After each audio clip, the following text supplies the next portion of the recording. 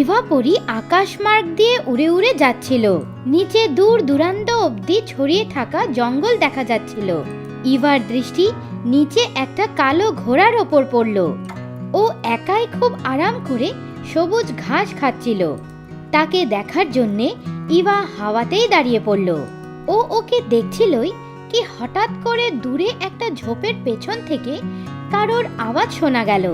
আরে, সেখানে তো কোনো ভয়ঙ্কর বাঘ লুকিয়ে আছে। সে ঘোড়ার ওপর আক্রমণ করার জন্য তৈরি হচ্ছে। আমাকে তাড়াতাড়ি কিছু করতে হবে। ইভা দ্রুত গতিতে নিচে চলে আসলো। বাঘটা পা টিপে টিপে এগিয়ে আসছিল। কালো ঘোড়াটা কোনো দিকে না ধ্যান দিয়ে ঘাস খাচ্ছিল। বাঘটা ঘোড়ার ওপর ঝাঁপ দিল। তখনই চমৎকারভাবে ঘোড়াটা সরে গেল। বাঘটা আবার ঝাঁপ দিল। এবার ঘোড়া হাওয়ায় অনেকটা উপরে উঠে গেল। বাঘ আবার চেষ্টা করলো, আর ঘোড়াটা ঘুরে যাওয়ার জন্যে অসফল হয়ে গেল। ও ঘোড়ার উপর উঠে দ্রুত গতিতে হাঁপাতে লাগলো। বাঘটা সেখানেই ভুল করে ফেললো। ঘোড়ার পেছনের পায়ের লাথি সহ্য করতে হলো। আরও জোরে পড়ে গেল। ঘোড়ার সমস্ত চমৎকারের পেছনে ইভা পরিরই হাত ছিল। ঘোড়া এটা বুঝে গিয়েছিল। ও আস্তে আস্তে ইভা পরির কাছে পৌঁছিয়ে পরীকে ধন্যবাদ জানালো। এখন সবকিছু ঠিক আছে, তোমার কিচ্ছু হয়নি। আপনার দয়ায় আমার জীবন বেঁচে গেল। আমার জীবন আপনার ঋণী হয়ে গেল। যদি আমি আপনার কিছু কাজে আসতে পারি, এটা আমার সৌভাগ্য হবে। আমি তোমায় বিপদে দেখেছি, তাই এসে পড়েছি। তুমি কি একাই থাকো? হ্যাঁ, মায়ের চলে যাওয়ার পর এখন একাই থাকি।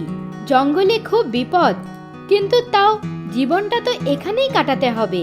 আমি তো কোনো সুরক্ষিত জায়গার কথাও জানি না। চিন্তা করো না আমার বন্ধু, আমার নাম ইভা। আমি কি তোমায় জিভা বলে ডাকতে পারি? হ্যাঁ হ্যাঁ, নিশ্চয়ই ডাকতে পারো। আমার তো নাম ছিল না, আপনি একটা সুন্দর নামের পুরস্কার দিয়ে দিলেন। ইভা এখন জিভার ভালো বন্ধুত্ব পেল। এখন তোমার সুরক্ষার দায়িত্ব আমার। ইভা পরি, আমি চাই কি আপনি আমার ওপর চড়ে বসুন। আমি আপনাকে এই জঙ্গলের বিশেষ স্থানগুলোতে নিয়ে যেতে চাই। আপনি কি তৈরি? হ্যাঁ, আমি তৈরি। একটু সামলে চলবে, রাস্তা খুব কঠিন। আমিও প্রথমবার ঘোড়ায় চড়বো। পরিরানী, আপনি তো নিজের সঙ্গে আমাকেও সামলাতে পারেন। আপনার আবার কি ভয়? আপনার সঙ্গে তো আমিও নির্ভয় হয়ে দৌড়াবো।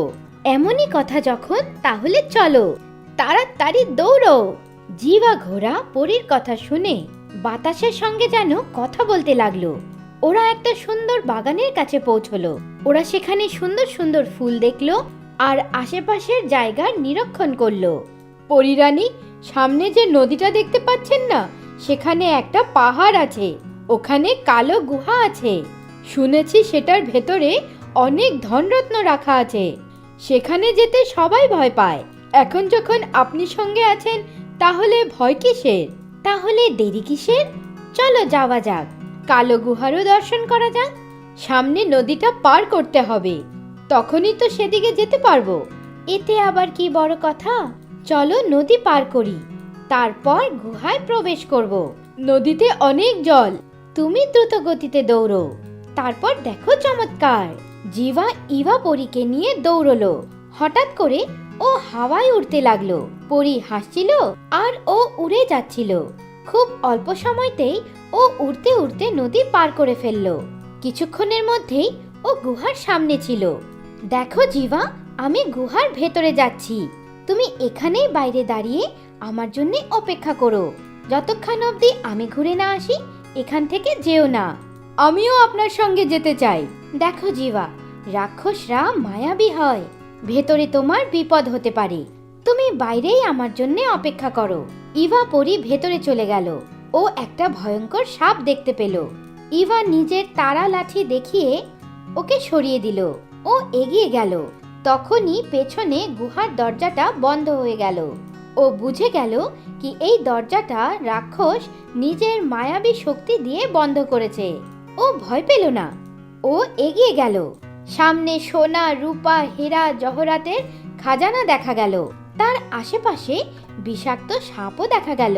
হঠাৎ করে অন্ধকার হয়ে গেল আর ইভার জাদু লাঠিটা কেউ ওর হাত থেকে কেড়ে নিল। রাক্ষসের ভয়ঙ্কর আওয়াজ ওর কানে পড়ল। হা হা হা হা হা, এ পরী! পরীর ডানা দুটো অদৃশ্য হয়ে গেল। ও একজন সাধারণ স্ত্রী হয়ে গেল। ওর কাছে এখন রাক্ষসকে হারানোর কোনো শক্তি ছিল না। চারিদিকে চামচিকা উঠতে লাগলো। পরী সেখানেই আটকে গেল। বাইরে জিভা ঘোড়া পরীর অপেক্ষা করছিল। কিছুদিন কেটে যাওয়ার পর জিভার অপেক্ষার বাঁধ ভেঙে গেল। ও নিজের 2 পা দিয়ে গুহার দরজায় মারতে লাগলো। ও যে কোনো ভাবে ইভা পরীকে বাইরে বের করতে চাইছিল। ভেতরে রাক্ষস ঘোড়ার পায়ের আওয়াজ শুনতে পাচ্ছিল। হা হা হা হা হা হা, মনে হচ্ছে বাইরে কেউ নিজের মৃত্যুকে ডাকছে, আমি দেখি গিয়ে। হঠাৎ করে গুহার দরজাটা খুলল আর জিভা ঘোড়া ভেতরে প্রবেশ করে গেল। ও সাপ দেখতে পেল, কিন্তু ও নিজেকে বাঁচিয়ে সেখান থেকে এগিয়ে গেল। আরে বাহ, আমার প্রয়োজনের জিনিস আমি বসে বসেই পেয়ে যাচ্ছি। আমার একটা ঘোড়ার খুব প্রয়োজন ছিল, আর সে নিজে নিজেই আমার কাছে এসে পড়ল। দেখ ঘোড়া, যদি আমার কথা শুনিস তাহলে তোর জীবন বেঁচে থাকবে, না হলে তোর মৃত্যু নির্ধারিত। জিভা দেখল ইভা পরী একজন সাধারণ স্ত্রী হয়ে একটা কোণায় বসে আছে। পরীরানী, পরীরানী, এখনো পরীরানী নয়, আমার চাকর। দেখতে পাচ্ছিস না, ওর ডানা আর ওর গায়ের রং সব কিছু অদৃশ্য হয়ে গেছে। তুমি ওকে কেমন করে চেনো? উনি খুব ভালো, উনি আমার প্রাণ বাঁচিয়েছে। আমি প্রার্থনা করছি আমি আপনার গোলাম হওয়ার জন্য তৈরি, কিন্তু পরীরানীকে ছেড়ে দিন। তার বদলে আপনি যা বলবেন সেটাই আমি করব। এই ঘোড়া, তুই একটা পরীর জন্য ভেতরে এসে পড়লি, গোলাম হওয়ার জন্যও তৈরি হয়ে গেলি, যা কিছু করার জন্য তৈরি। হ্যাঁ, আমি সব কিছু করার জন্য তৈরি। এটা বলে জিভা এগিয়ে গেল আর ও নিজের 2 পা দিয়ে রাক্ষসের ওপর আক্রমণ করে দিল। রাক্ষস তৎক্ষণাৎ পিছিয়ে গেল আর ও জাদু করে জিভা ঘোড়াকে চামচিকে বানিয়ে দিল। এখন তুই চামচিকে হয়েই এখানে থাকবি। আমার যখন ইচ্ছা হবে তখনই তুই ঘোড়া হতে পারবি। এখন তোর জীবন মৃত্যুর থেকেও খারাপ হবে। জিভা, তুমি আমার জন্য এত বড় বিপদ কেন ডেকে আনলে নিজের জন্য? সেদিন থেকে ইভা পরী পরিষ্কার পরিচ্ছন্ন করার কাজ করতে লাগলো। ও নিজের জাদুকাঠিটা খুঁজছিল, কিন্তু ও সেটা কোথাও দেখতে পাচ্ছিল না। জিভা ঘোড়া চামচিকে হওয়ার পর গুহার ভেতর এদিক ওদিক উড়তে থাকতো। ও অনবরত ইভা পরীর জাদু লাঠিটা খুঁজছিল। ও অনেক চামচিকার কাছেও সাহায্য চাইল। একজন বুড়ো চামচিকে একদিন একটা মুক্তোর খবর পেল। রাক্ষসের সমস্ত মায়াবী শক্তির স্রোত ওই মুক্তোটাই ছিল। তার আশেপাশে অনেক বিষাক্ত সাপ ছিল। বুড়ো চামচিকে হওয়া জিভাকে এই কথাটা বলে দিল। দুজন নিজেদের মধ্যে পরামর্শ করলো। ওই বুড়ো চামচিকে উড়ে উড়ে গেল আরও ওখানে উপস্থিত থাকা সমস্ত সাপের মাথার ওপর নিজের মুখ দিয়ে আক্রমণ করলো আর অন্যদিকে চলে গেল। সমস্ত সাপ ওর পেছন পেছন দৌড়লো।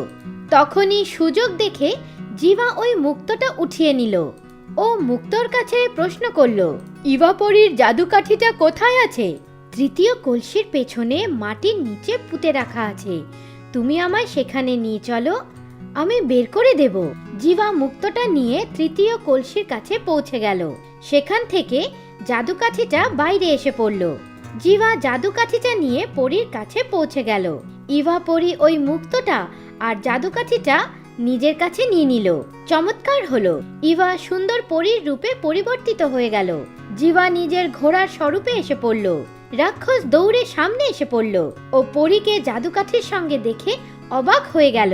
ও নিজের মুক্তোর মায়ার শক্তির প্রয়োগ করতে চাইল, কিন্তু মুক্তোটা পরীর হাতে থাকার জন্যে ও অসমর্থ হয়ে গেল।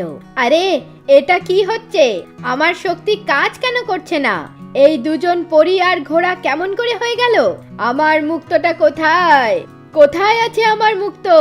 তখনই জিভা নিজের সামনের 2 পা দিয়ে রাক্ষসের বুকে মারল আর ওকে ধরাশায়ী করে দিল। ইভা পরী জিভার ওপর উঠে বসলো আর গুহার থেকে হাসতে হাসতে বাইরে এসে পড়ল। এরকম করে ওই রাক্ষসের অন্ত হয়ে গেল আর ইভা পরী আর জিভা দুজন একসঙ্গে আনন্দের সঙ্গে বাস করতে লাগলো।